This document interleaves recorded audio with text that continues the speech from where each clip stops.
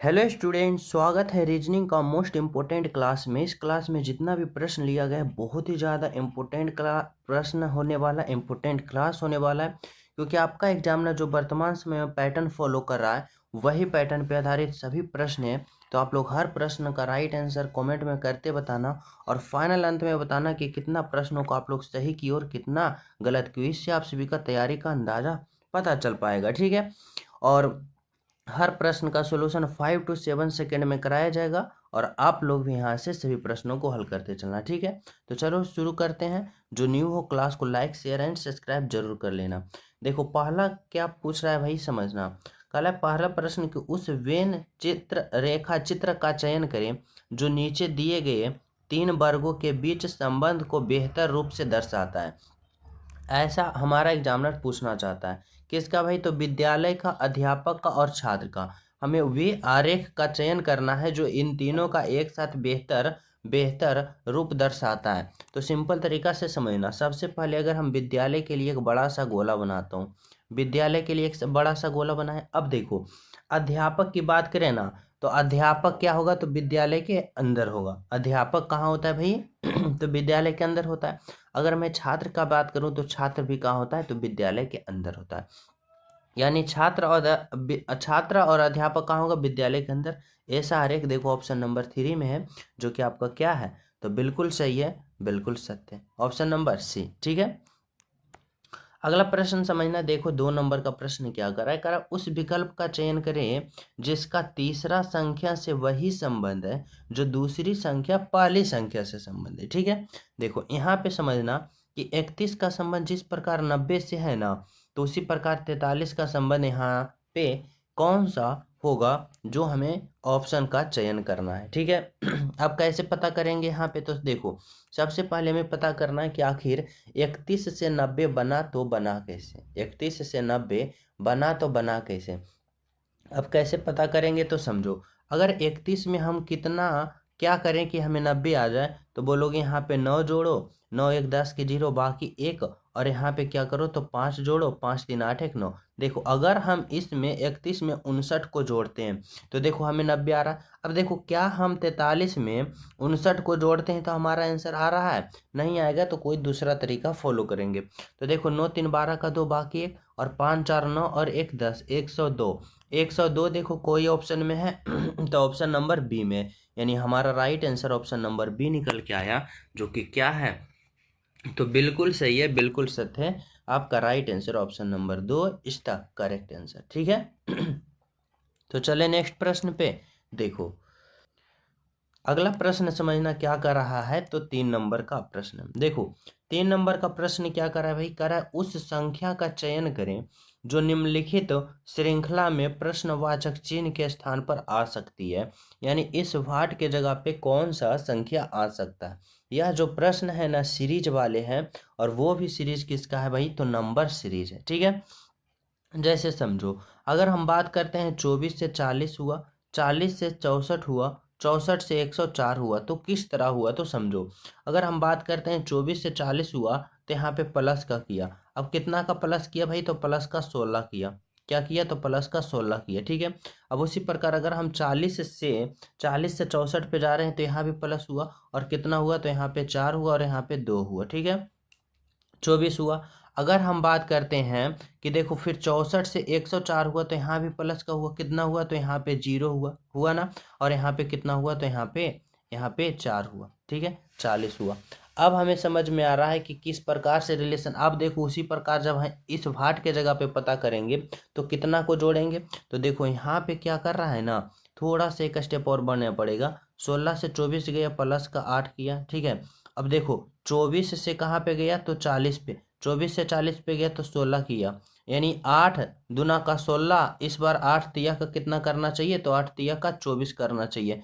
हमें यहाँ पे क्या करना चाहिए? तो 40 से जो अगला जोड़ेंगे ना, तो 40 और 24 को जोड़ेंगे तो यहाँ पे 4 होगा, और 4 और 2 कितना होगा? 6 होगा। यानी इस बार हमें 64 को जोड़ना पड़ेगा। अब देखो 4 और 4 8 होगा, और फिर यहाँ पे 10 और 10, और यहाँ पे क्या होगा? तो 6, 10 और 6 कितना होगा भाई? तो यहाँ पे 16 होगा, यानी 168। 168 देखो कौन सा ऑप्शन में है, तो ऑप्शन नंबर ए में है, यानी राइट आंसर आपका क्या होगा, तो ऑप्शन नंबर यहाँ पे ए होगा। बिल्कुल सही, बिल्कुल सत्य। ठीक है, समझ पा रहे हो। तो चले नेक्स्ट प्रश्नों पे। तो देखो यहाँ पे आप लोग 3 नंबर का प्रश्न समझना, क्या पूछा जा रहा है। करा एक विशिष्ट कूट भाषा में इतना को इतना कोडवर्ड किया जाता है, ठीक है, इतना का कोडवर्ड इतना किया जाता है, तो उसी कूट भाषा में COLONE को आप लोग क्या करोगे। देखो यहाँ पे क्या है, C है, O है, L है, O है, N है, E है और L है, इतना है। अब इसका हमें कोडवर्ड तैयार करना है। तो देखो अगर हम सभी का अल्फ़ाबेट पोजीशन की बात करें ना, तो देखो यहाँ पे अल्फ़ाबेट पोजीशन जो है वह नहीं लिखा है, क्योंकि P का 16 होता है और यहाँ पे 9 लिखा, L का 12 होता है, यहाँ पे 13 लिखा, नहीं ना लिखा। यहाँ पे हमें समझ में आ रहा है कि देखो यहाँ पे 22 है और 22 का 5 लिखा, और यहाँ पे 22 है, 22 का 5 लिखा, यानी यहाँ पे हमें क्या करना है ना, रेंडम यहाँ से उठाना है और जो है उसको चयन करना है। जैसे देखो C, अब C खोजो कहाँ है, तो C यहाँ है पहला पे, और C का कोडवर्ड 6 है, तो देखो छो दो। फिर देखो O कहाँ है भाई, तो O देखो दूसरे नंबर पे, दूसरा 12, यानी O का 12। L देखो कहाँ है, तो L तीसरे नंबर पे, तीसरा में क्या है 13, तो यहाँ पे 13 होगा। फिर O का कितना होता है, O का 12 होता है। N का बात करें तो N का अंति से देखो दूसरा पे, अंति से दूसरा 8, तो यहाँ 8 होगा। E की बात करें, E कहाँ है, तो E देखो तीसरा नंबर पे है, तो तीसरा नंबर पे 17, तो 17 होगा। L की बात करें तो L कहाँ, L देखो अंतिम नंबर पे 13 है, तो यहाँ पे 13 होगा।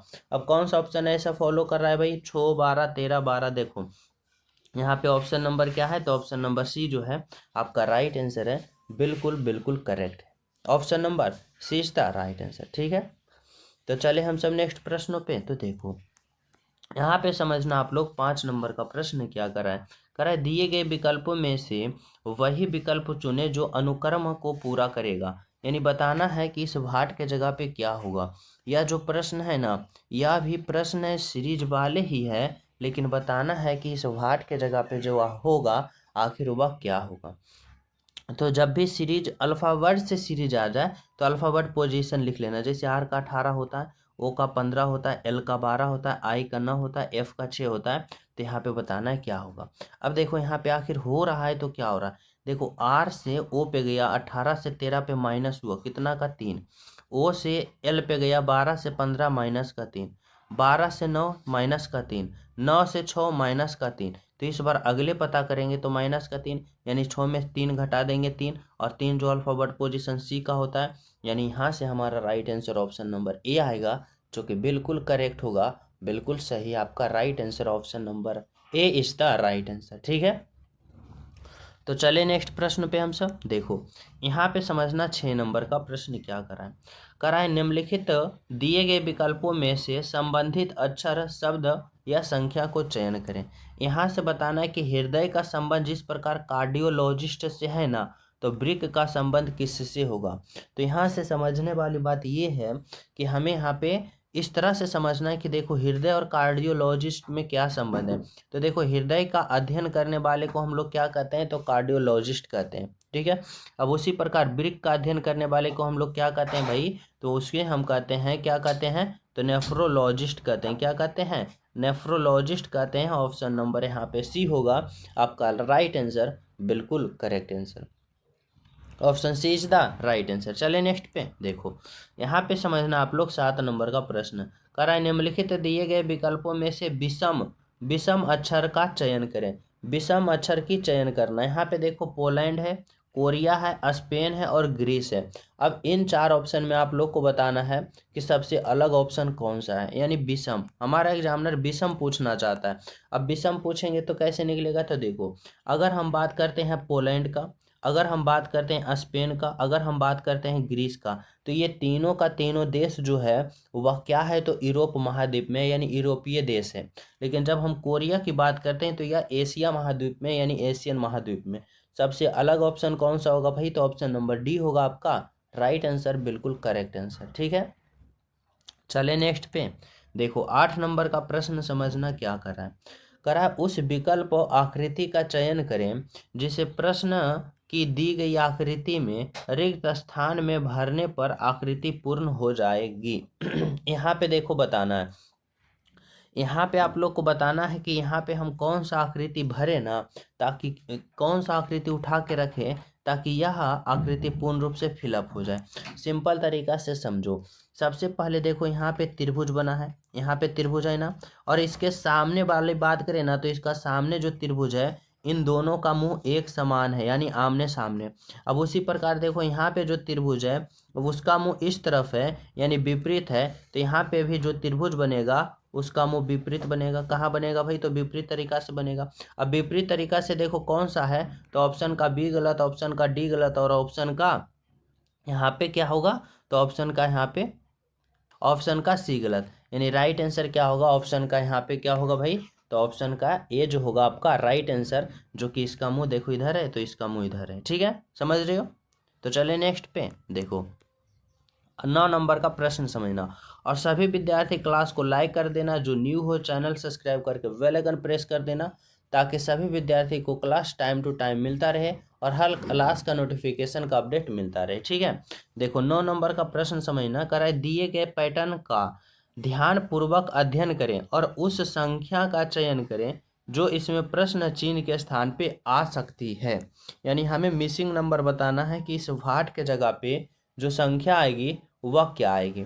तो सिंपल तरीका से देखो, हमें समझना है कि जिस तरह से यहाँ पे 30 आया ना, जिस तरह से यहाँ पे 42 आया ना, उसी प्रकार हमारा यहाँ पे राइट आंसर आना चाहिए। ठीक है, तो देखो यहाँ पे अब हमें यहाँ पे समझना है कि 13 से और 17 से आखिर 30 लाएं तो लाएं कैसे, ये समझना है। तो सिंपल तरीका से देखो, अगर हमें 30 लाना है 13 और 17 से, अगर हम 13 और 17 को जोड़ते हैं तो देखो 7 3 10 के 0, बाकी 1 और 1 1 2 1 3, 30 आ गया। उसी प्रकार अगर हम 26 और 16 को जोड़ते हैं तो 6 6 12 का 2, बाकी 1 और 2 और 1 3 और 1 4, कितना आया? 42। ठीक है, अब उसी तरह से हम जोड़ेंगे 39 और 15 को आपस में जोड़ेंगे। तो देखो यहाँ पे 9 और 5 14 का 4, बाकी 3 1 4 1 5, कितना आया भाई? 54। अब 54 जो है देखो ऑप्शन नंबर बी में है यानी राइट आंसर जो है यहाँ पे होगा आपका ऑप्शन नंबर बी होगा। बिल्कुल सही, बिल्कुल सत्य, बिल्कुल करेक्ट आंसर ऑप्शन नंबर 20 था राइट आंसर। ठीक है, तो चले नेक्स्ट प्रश्नों पे। तो देखो अगला प्रश्न समझना आप लोग, क्या कर रहा है 10 नंबर का प्रश्न। करा उस विकल्प का चयन करें जो तीसरे पद से उसी प्रकार संबंधित है जिस प्रकार दूसरा पद पहले से संबंधित है। ठीक है, यानी हमें बताना है यहाँ पे और समझना है कि बैल का संबंध गाय से जिस प्रकार है तो शेर का संबंध उसी प्रकार किससे होगा। तो देखो अगर हम बैल की बात करें ना तो ये पुल्लिंग है और गाय जो है उसका स्त्रीलिंग है। अगर हम शेर की बात करें तो शेर क्या है? पुल्लिंग, और शेर की स्त्रीलिंग क्या होता है भाई? तो शेरनी होता है, यानी ऑप्शन नंबर बी होगा आपका राइट आंसर। ठीक है चलो अगला प्रश्न समझना, 11 नंबर का क्या करा है। 11 नंबर का प्रश्न जो है वह कथन निष्कर्ष वाले हैं। करा कुछ गुड़ियाँ फूल है, कोई भी पेड़ गुड़ियाँ नहीं है। ठीक है, अब यहाँ पे करा है ना, देखो कुछ गुड़ियाँ फूल है, यहाँ पे क्या करा है ना, कुछ गुड़िया, देखो यहाँ पे क्या है भाई तो ये गुड़िया वाला घर है। अब यह करा है ना कि गुड़िया का कुछ भाग क्या है भाई? तो गुड़िया का कुछ भाग यहाँ पे क्या है? तो फूल है। ठीक है, फूल है। अब कह रहा है कोई भी पेड़, यहाँ पे एक पेड़ है। अब कोई भी पेड़ यानी कह रहा है ना कि कोई भी पेड़ क्या है? गुड़िया नहीं है, यानी कटकुट है। क्या है? नहीं है, तो यानी कटकुट है। अब हमें निष्कर्ष पे आ जाना है। निष्कर्ष नंबर 1 देखो क्या करा है, कह रहा है कोई गुड़िया पेड़ नहीं है, गुड़िया और पेड़ में नहीं है, तो बिल्कुल भी यहाँ पे देखो नहीं है, यानी क्या है? निष्कर्ष नंबर 1 बिल्कुल सही है ठीक है, निष्कर्ष नंबर 2 देखो कह रहा है क्या भाई? तो कुछ कुछ फूल पेड़ है। फूल कहाँ है भाई? तो फूल यहाँ है। पेड़ कहाँ है भाई? तो पेड़ यहाँ है। और फूल और पेड़ में देखो कोई रिलेशन बन रहा है? नहीं ना बन रहा है, यानी निष्कर्ष 2 गलत होगा। क्या होगा? तो ओनली 1 निष्कर्ष क्या होगा? तो ओनली 1 निष्कर्ष 1 सही है, जो कि क्या है आपका राइट आंसर, बिल्कुल correct answer option number D था राइट आंसर। ठीक है, यहाँ तक सभी विद्यार्थी समझ रहे हो? तो चले नेक्स्ट पे देखो, यहाँ पे समझना आप लोग 12 नंबर का प्रश्न। 12 नंबर का प्रश्न में आप सभी से यहाँ से पूछा जा रहा है कि दिए गए संयोजन के सही दर्पण प्रतिबिंब का चयन करें जब दर्पण को निम्नलिखित चित्रानुसार P के ऊपर रखा गया है यानी देखो यहाँ पे अगर P और Q क्या है, दर्पण है, तो इसका प्रतिबिंब जो बनेगा कैसा बनेगा। अब सिंपल तरीका से समझना, अगर उस दाएं और बाएं प्रतिबिंब रखा गया है तो क्या होता है, उसका फिगर जो होता है दाएं वाला बाएं में चला जाता है, यानी M इस तरफ है तो इस तरफ आ जाएगा, और L इस तरफ है तो इस तरफ आ जाता है, यानी उल्टा हो जाता है।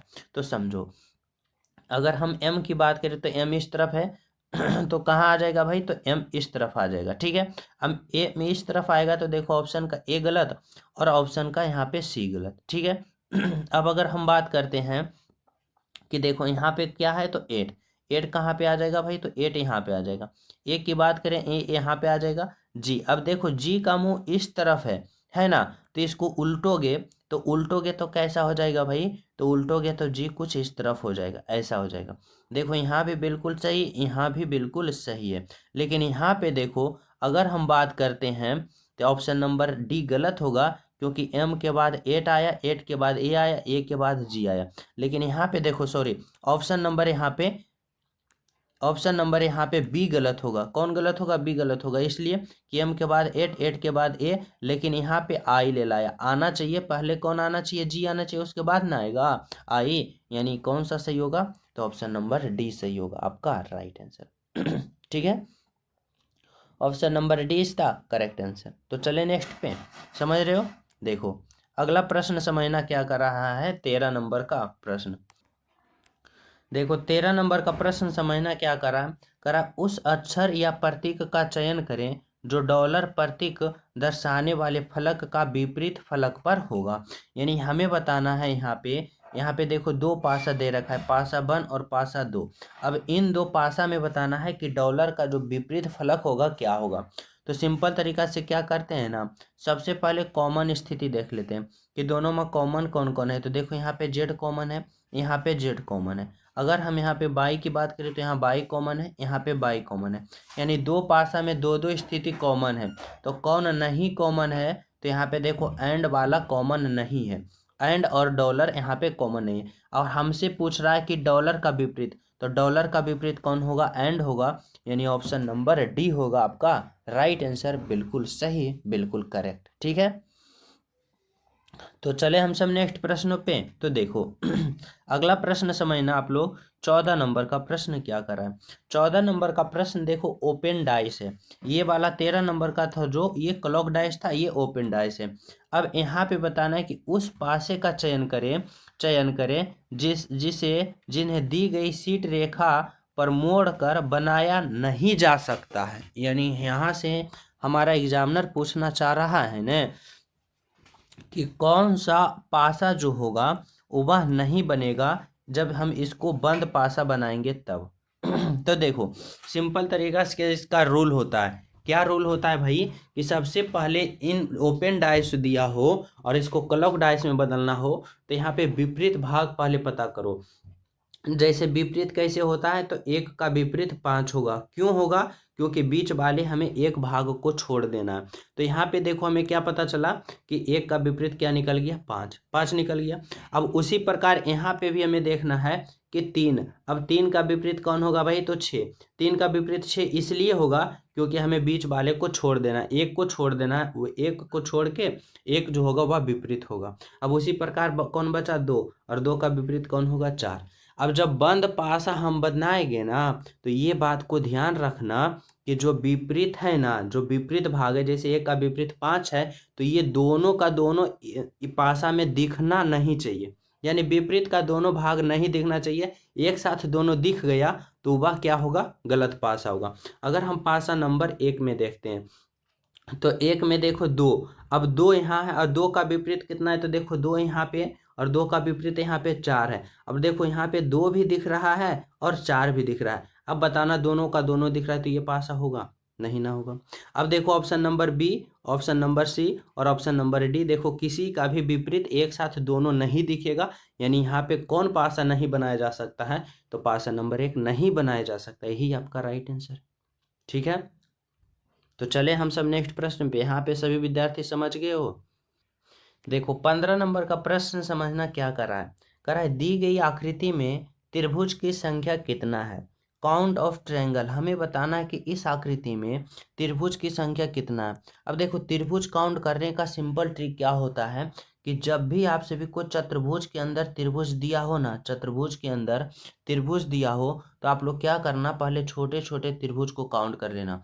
जैसे एक त्रिभुज, दो त्रिभुज, तीन त्रिभुज, चार त्रिभुज। चार त्रिभुज हो गया। अब इस चार में क्या करना, गुना का दो कर देना, यानी चार दूना का आठ। यानी इस वाले आकृति में त्रिभुज की संख्या कितना है भाई, तो त्रिभुज की संख्या 8 है।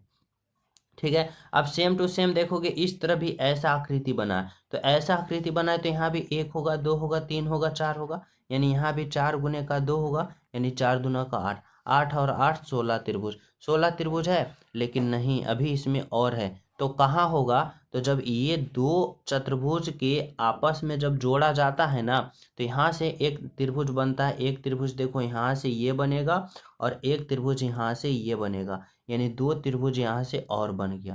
यानी 16 प्लस का 2 कितना होगा, तो 18 त्रिभुज। यानी राइट आंसर क्या होगा, ऑप्शन नंबर यहाँ से क्या होगा, तो बी होगा, जो कि बिल्कुल करेक्ट है, बिल्कुल सही है आपका राइट आंसर। ठीक है, तो चले नेक्स्ट प्रश्न पे हम सब। तो देखो अगला प्रश्न आप लोग समझना। 16 नंबर का प्रश्न देखो, 16 नंबर का प्रश्न कर रहा है, क्या कर रहा है यहाँ से आप लोग को भाई, तो समझना। यहाँ से आपका एग्जामिनर कहना चाहता है निम्नलिखित श्रृंखला में आगे जाने वाले आकृति का चयन करें। यानी बताना है कि अगले वाले आकृति जो होगा ना, वह किस तरह से आकृति होगा, ये बताना है। तो इसको समझने के लिए पहले आकृति पे आप लोग को आना पड़ेगा। तो पहले आकृति में देखो एक वृत्त है, ठीक है। दूसरे आकृति में देखो वृत्त के अंदर एक कौन आ गया, त्रिभुज आ गया। अब अगले आकृति में देखो बाहर वाला जो था ना वह वृत्त, वह गायब हो गया। फिर अगले आकृति में देखो जो एक आकृति था त्रिभुज, वह बड़ा हो गया, और बड़ा होने के बाद उसके अंदर चतुर्भुज आ गया। ठीक है। अब उसके बाद देखो ये जो अंदर में था वह कहाँ आ गया, तो बाहर में आ गया, एकल्ले। अब अगले वाले आकृति में क्या होगा, जो अकेले ये वाला है ना, उसको क्या कर देना है, बड़ा हो जाएगा। यानी इस तरह से क्या हो जाएगा, बड़ा हो जाएगा। हो गया। अब बात रहा इसके अंदर में आएगा तो क्या आएगा, तो सिंपल तरीका से देखो यहाँ पे क्या हो रहा है, तो यहाँ पे समझना, यहाँ पे कोई आकृति नहीं है। ठीक है।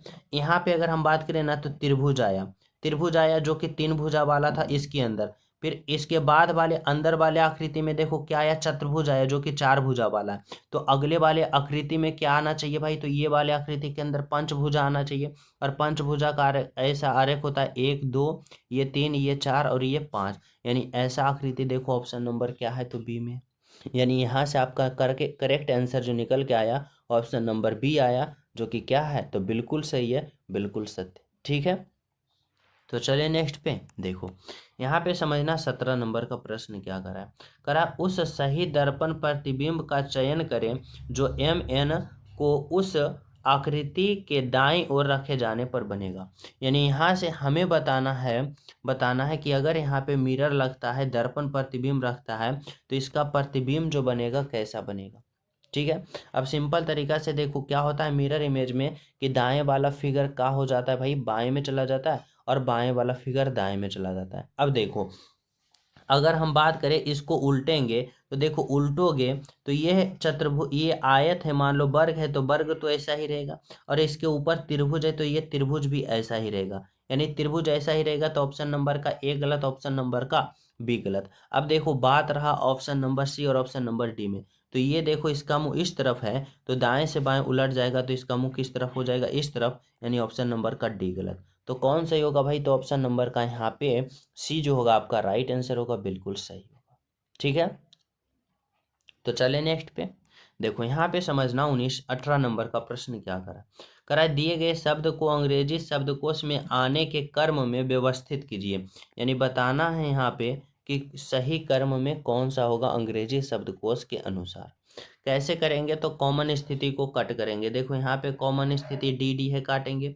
यहाँ पे कॉमन स्थिति ई ई है, फिर यहाँ पे सी सी है, और ए है, सभी को काट दिया। अब यहाँ पे हल करना है, देखो कौन कौन सा यहाँ पे अल्फाबेट बच रहा है जो ABCD में, यानी अल्फाबेट में सबसे पहले आता है। तो बोलोगे सबसे पहले कौन आता है भाई, तो डी देखो कई नंबर पे आता है, 4 नंबर पे, तो यहाँ पे डी लिख दो। यानी डी वाले कौन सा है, 3 नंबर में, तो 3 लिख दो। अब कौन आता है तो देखो जी 7 नंबर पर आता है, M 13 पे, N 14 पे, तो कौन आता है भाई तो 4, यानी जी आता है कितने नंबर पे 7 नंबर पे, तो 4 वाले होगा। ठीक है, अब बचा देखो N 14 पे M 13 पे, तो कौन आएगा भाई M 13 वाला यानी 2 आएगा। अब फिर कौन आएगा तो यहाँ पे 14 वाला यानी 1 आएगा। उसके बाद कौन आएगा 25 वाला, यानी बाई का 25 होता है तो कौन आएगा 5 आएगा। ये आपका राइट आंसर होगा। ठीक है, अब देखो कौन सा है 34215, 34215 ऑप्शन नंबर ए है आपका। यहाँ से राइट आंसर बिल्कुल correct answer, option number A था राइट आंसर। यहाँ से सभी विद्यार्थी समझ रहे हो, तो चले हम सब अगले प्रश्नों पे। तो देखो अगले प्रश्न की ओर चलना क्या कर रहा है, 19 नंबर का प्रश्न। 19 नंबर का प्रश्न सीटिंग अरेंजमेंट का है, बहुत ही इंपॉर्टेंट प्रश्न है। करा 5 मित्र है, ओलिवर है, पेनी है, क्वीन है, रयान है और सोफी है। एक वृत्ताकार मेज की ओर केंद्र की ओर मुंह करके बैठी है। ठीक है, कितना मित्र है भाई तो 5 मित्र है। यहाँ पे 5 मित्र है, 1 है, 2 है, 3 है, 4 है और एक 5 है। केंद्र की ओर मुंह करके बैठी है। क्या कर रही है भाई, ओलिवर पेनी के ठीक दाईं ओर बैठा है। ओलिवर जो है ना पेनी को, अगर मैं पेनी को कहाँ बैठाता हूँ तो पेनी को यहाँ बैठाया। ठीक है, पेनी को यहाँ बैठाया। अब कर रहा है ना कि ओलिवर जो है पेनी के ठीक दाईं ओर, देखो इस तरफ को हम लोग दाएं कहते हैं और इस तरफ को हम लोग क्या कहते हैं भाई तो बाएं कहते हैं। ठीक है, बाएं कहते हैं, इस तरफ को दाएं कहते हैं। अब कर रहा है जो ओलिवर जो है पेनी के ठीक दाएं, यानी कहाँ पे होना चाहिए, यहाँ पे होना चाहिए। और यहाँ पे कौन है भाई तो यहाँ पे बैठा है ओलिवर, यानी यहाँ पे लिख दो ओलिवर। यहाँ पे ओलिवर आ गया। अब कर रहा है क्वीन और सोफी के ठीक बीच में रयान बैठा है।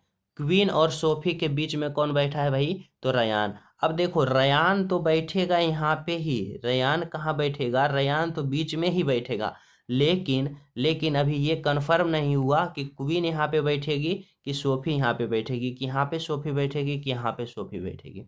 अब इसको कंफर्म करने के लिए थोड़ा सा आगे बढ़ो। कह रहा है सोफी जो है पेनी के पड़ोसी नहीं है। सोफी जो है पेनी के पड़ोसी नहीं है, यानी पेनी के पड़ोसी यहाँ पे सोफी नहीं होगा। यहाँ पे सोफी नहीं होगी तो सोफी कहाँ पे होगी तो सोफी यहाँ पे होगी। सोफी कहाँ पे होगी यहाँ पे। अब कह रहा है कि क्वीन, और कौन बची भाई तो क्वीन, तो क्वीन कहाँ बैठेगी तो क्वीन यहाँ पे होगी। क्वीन कहाँ पे होगी यहाँ पे। अब एग्जामिनर हमसे पूछना चाह रहा है क्या, जो समझो। कह रहा है क्वीन के ठीक दाईं ओर, क्वीन कहाँ यहाँ, और क्वीन के ठीक दाईं ओर कौन बैठा है तो यहाँ पे देखो पेनी बैठा है। पेनी जो है ऑप्शन नंबर डी में है आपका राइट आंसर, बिल्कुल बिल्कुल correct answer, option number D इसका राइट आंसर। ठीक है, तो चले हम सब नेक्स्ट प्रश्नों पे, समझ रहे हो। देखो अगला प्रश्न समझना आप लोग क्या कर रहा है तो 20 नंबर का प्रश्न, 20 नंबर का प्रश्न कर रहा है संबंध बताना है। सिडनी का संबंध जिस प्रकार ऑस्ट्रेलिया से है तो टोरंटो का संबंध यहाँ पे किससे होगा। और यह प्रश्न मैं आप सभी को होमवर्क के रूप में देना चाहता हूँ। सभी विद्यार्थी इस प्रश्न का राइट आंसर कमेंट में बताना कि क्या होगा। ठीक है, और जो न्यू हो चैनल सब्सक्राइब करके बेल आइकन प्रेस कर देना। क्लास को लाइक शेयर एंड सब्सक्राइब जरूर करना। मिलते हैं आप सभी को अगले क्लास में, जब तक सभी प्रिय स्टूडेंट को हमारे तरफ से जय हिंद।